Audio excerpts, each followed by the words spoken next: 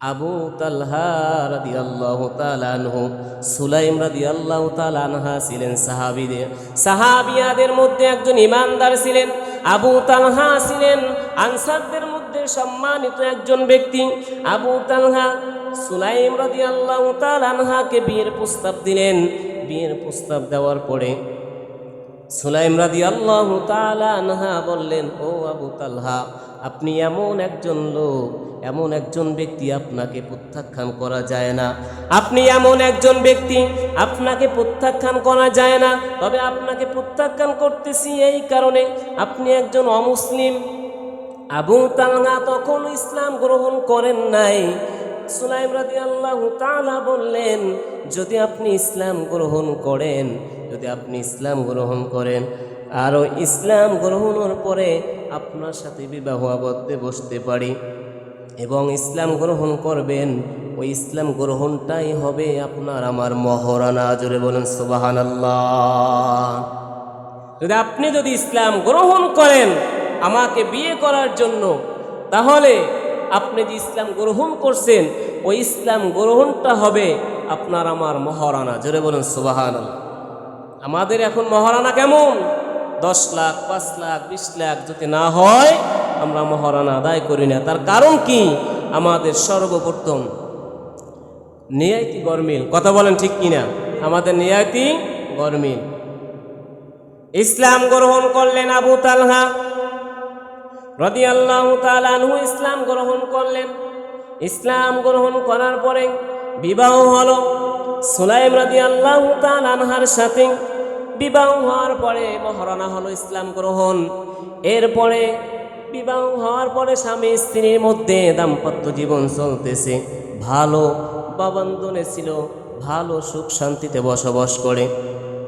কোল জুড়ে আসলো একটি সন্তান। সন্তান আসার পরে ছোট্ট ছেলে অসুস্থ হলো। অসুস্থ হওয়ার পরে কিছুদিন পরে ছোট্ট ছেলে অসুস্থ হয়ে ইন্তেকাল করলেন। সুলাইম আবু তালহা রাদিয়াল্লাহু তাআলা আনহু ঘরে ছিলেন না। সুলাইম রাদিয়াল্লাহু তাআলা আনহা সন্তানকে গোসল করালেন, দাফন দিলেন। দাফন দেওয়ার পরে কাফন সব কিছু ব্যবস্থা করলেন।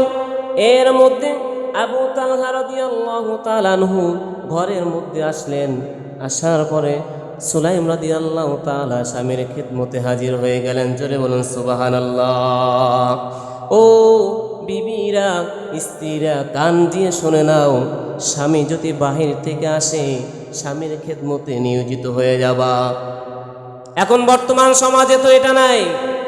যদি কেউ বাহির থেকে আসে, আসার পরে দেখবেন যদি কয়েক গ্লাস পানি দাও, ওইখানে জগ গ্লাস আছে, ঢেলে খাও, আমি ব্যস্ত আছি। কথা বলেন ঠিক কিনা? আমি সিরিয়ালে আছি। আরে এত মজা সিরিয়ালে সারা যাইতো না। তুমি ডাইলি খাইতে পারো না? মানে জগ আছে, গ্লাস আছে, ডাইলি খাও না। কথা বলেন ঠিক কিনা? এমন স্ত্রী আছে না নাই?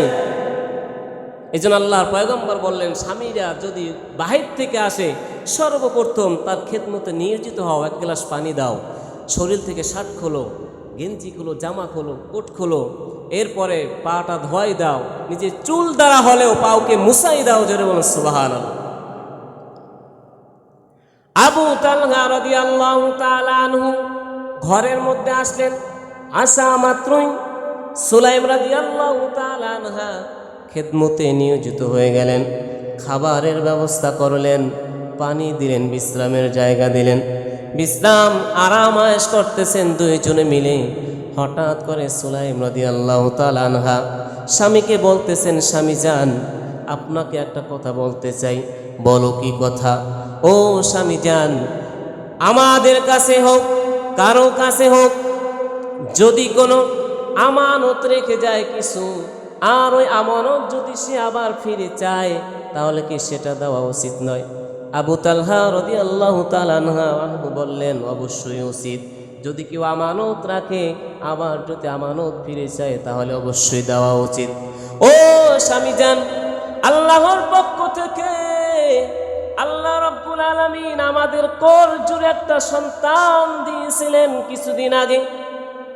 আপনি যখন বাড়িতে ছিলেন না, ঘরে ছিলেন না, অসুস্থ হয়ে ইন্তেকাল করেছেন, আল্লাহর পক্ষ থেকে ফয়সালা হয়েছে আমি নিজে গোসল কাফন সব কিছু শেষ করে আপনাকে জানাই নাই, আপনি কষ্ট পাবেন। আল্লাহর আমানত, আল্লাহ আমাদেরকে দান করেছেন, আবার নিয়ে গেছেন। আবু তালহা রাদিয়াল্লাহু তাআলা একটু কষ্ট পাইলেন, আফসোস করলেন। যতই আল্লাহর ফয়সালা হোক না কেন, নিজের তো সন্তান, একটু মায়া তো লাগে, কথা বলেন ঠিক কিনা? কলিজাটা ফেটে যায় সন্তানের জন্য।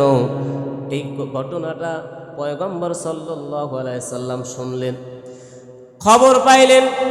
আল্লাহর পয়গম্বর আবু তালহার জন্য, ওই দাম্পত্য স্বামী স্ত্রীর জন্য দোয়া করলেন, রব্বুল আলামিন আজকের রাতের মধ্যে আবু তালহাকে আপনি বরকত দান করুন। জোরে বলুন সুবহানাল্লাহ।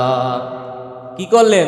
পয়গম্বর সাল্লাল্লাহু আলাইহি সাল্লাম দোয়া করলেন যে রব্বুল আলামিন তাদের দাম্পত্য জীবনের মধ্যে আপনি উত্তম কিছু বরকত দান করেন। জোরে বলুন সুবহানাল্লাহ। শেষ পর্যায়ে ওই সন্তান থেকে, ওই বংশধর থেকে, যে সন্তান আল্লাহ দান করছেন, ওই সন্তান থেকে, ওই বংশধর থেকে হাজার অসংখ্য অসংখ্য হাফেজে কোরআন জন্মগ্রহণ করছেন। জোরে বলুন সুবহানাল্লাহ।